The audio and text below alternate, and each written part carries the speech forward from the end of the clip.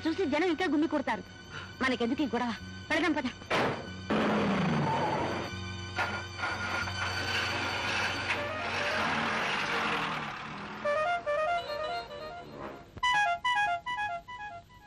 అయిందేదో అయింది, మామూలుగా ఉండండి. మీరు అలాగుంటే నేను చూడలేను. ప్లీజ్.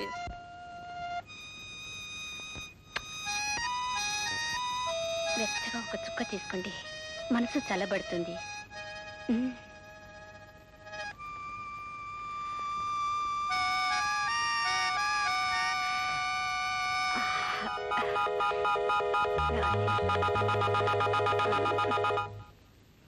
బాబు గారు. ఏమమ్మా, నా కోసం ఎదురు చూస్తున్నావా?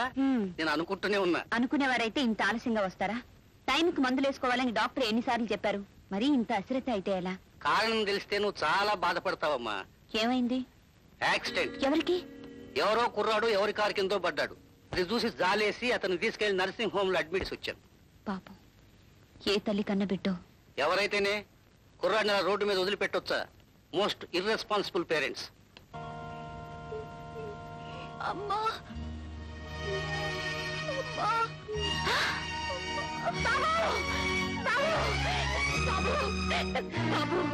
నాతో పెళ్లి కాలేదని చెప్పింది, ఎందుకింత నాటకం ఆడిందబ్బా? బాబు. మరాధా, బాబు గారు, ఈ కుర్రాడు నా కన్న బిడ్డ. నీ బిడ్డ? క్షమించండి బాబు, కుటుంబం గడిచే మార్గం లేక నిజం చెబితే ఉద్యోగం రాదని ఈ అబద్ధం ఆడక తప్పలేదు. బాధపడకమ్మా. ఎంతో అవసరమైతే తప్ప ఒక తల్లి బిడ్డ ఉండి లేడని, భర్త ఉండి పెళ్లి కాలేదని చెప్పుకోదు. నీ భర్త ఎవరో, ఎందుకు నీకు అజ్ఞాతవాసం కలిగించాడో నేను తెలుసుకోవచ్చా? ఏం చెప్పమంటారు బాబు?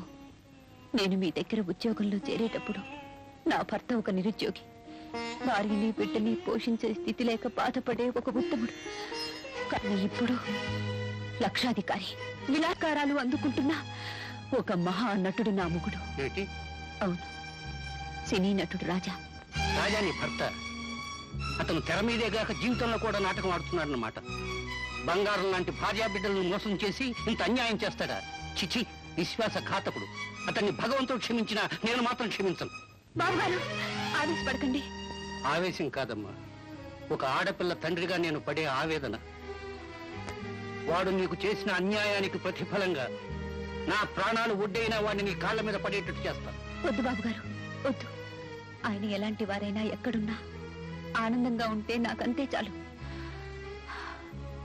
నా అదృష్టం కలిసొచ్చి తన తప్పు తెలుసుకుని ఆయనే తిరిగి వస్తారు. అంతవరకు నాతో పాటు నా బిడ్డకు కూడా మీ నీడను కాస్త చోటివ్వండి, నాకంతే చాలు.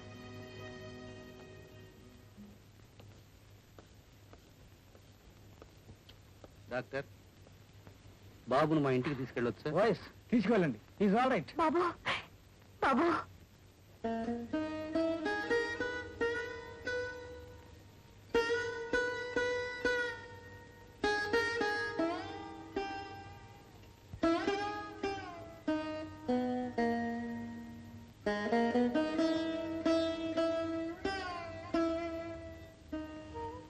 ఎవరు?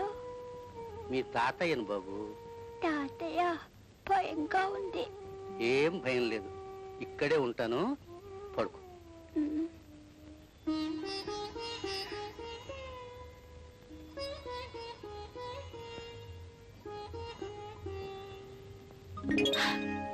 బాబుగారు, అయ్యో, మీకెందుకు బాబుగారు ఈ శ్రమ? శ్రమ కాదమ్మా, నువ్వు నా కోసం పడ్డ శ్రమకు ప్రతిఫలము కాదు. దేవుడిచ్చిన మనవడి కోసం తాతయ్య పొందే అనుభూతి. మీ రుణం ఎలా తీర్చుకోగలను?